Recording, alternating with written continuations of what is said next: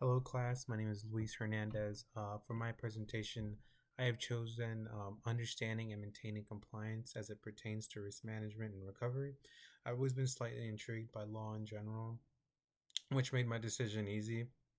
In this presentation, we're taking a look into the world of IT compliance. I like to think of it as a rule book that and keeps data safe and organizations within the boundaries of the law. That being said, we'll look at important laws, frameworks, how companies manage risk, and what they do when things go wrong. U.S. compliance laws and IT. Identifying compliance laws is essential for risk management and maintaining adherence to required standards and policies. The following U.S. Compliance laws dictate how specific organizations must handle and protect data within their IT systems. Common compliance laws. The Federal Information Security Modernization Act, or FISMA, applies to all federal agencies. The Health Insurance Portability and Accountability Act, or HIPAA, applies to all organizations handling medical data, including medical facilities, insurance companies, and any employer that manages employee health information. The Graham-Lee-Biley Act, or GLBA, applies to banks, firms, brokerage firms, and insurance companies. The Sarbanes-Oxley Act, or SOX, applies to all publicly traded companies. The Family Educational Rights and Privacy Act, or FERPA, applies to educational institutions, including schools that receive funding from the U.S. Department of Education. The Children Internet Protection Act, or CIPA, applies to schools and libraries that receive funding from the E-Rate program. The Children Online Privacy Protection Act, COPA, applies to websites and online services directed at children under the age of 13 that collect personal information from them. Health Insurance Portability and Accountability Act, also known as HIPAA. Organizational scope and accountability. HIPAA is a key U.S. compliance law. It covers any organization that handles health data. Specifically, it applies to medical facilities, insurance companies, and any organization handle medical data, and any company with a health plan if employees handle health data. The continuous HIPAA compliance cycle.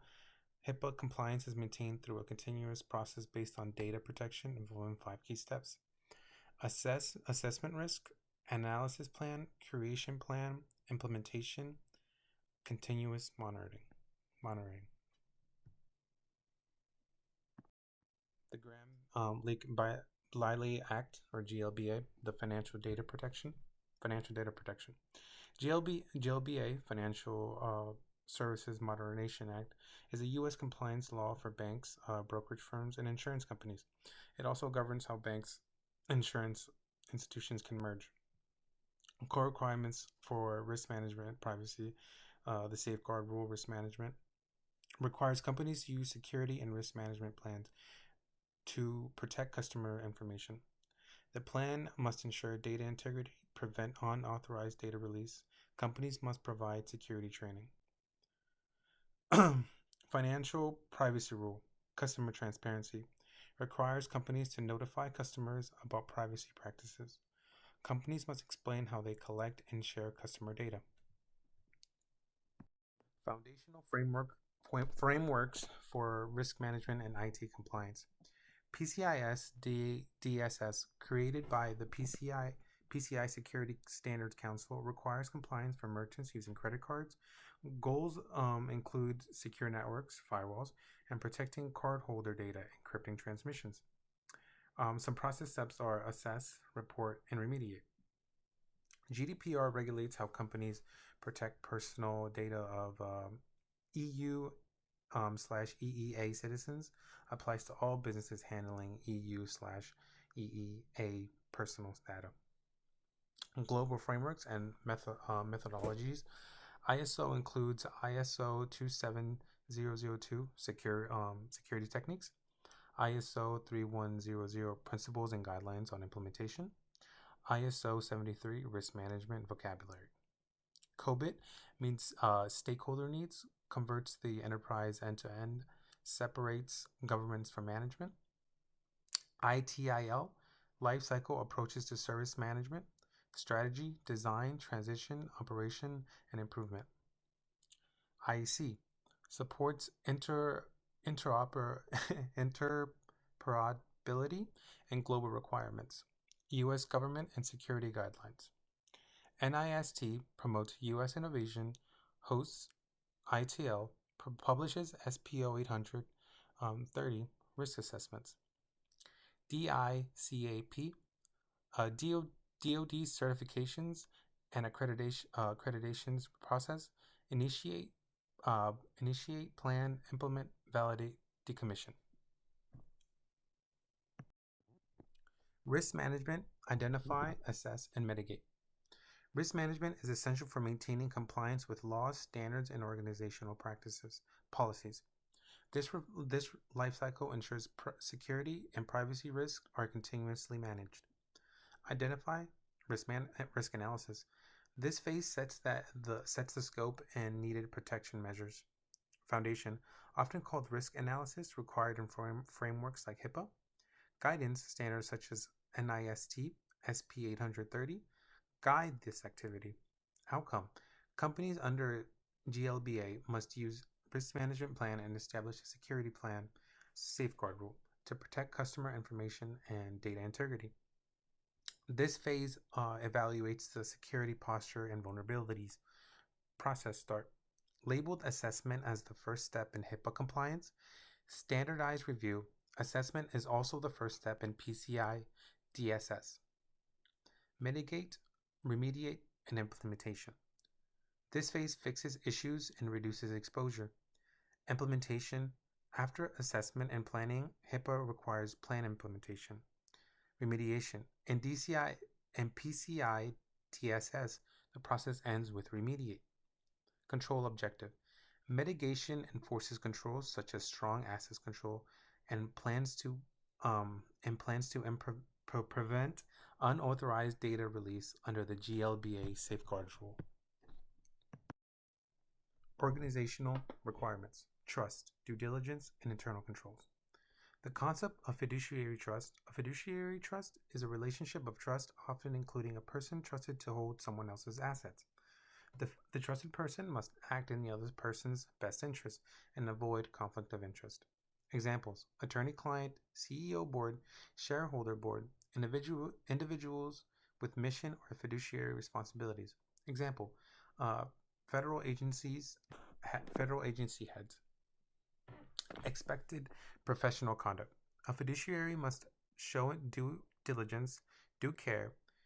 Senior leaders and executives are responsible and accountable for protecting organizational assets and managing risk.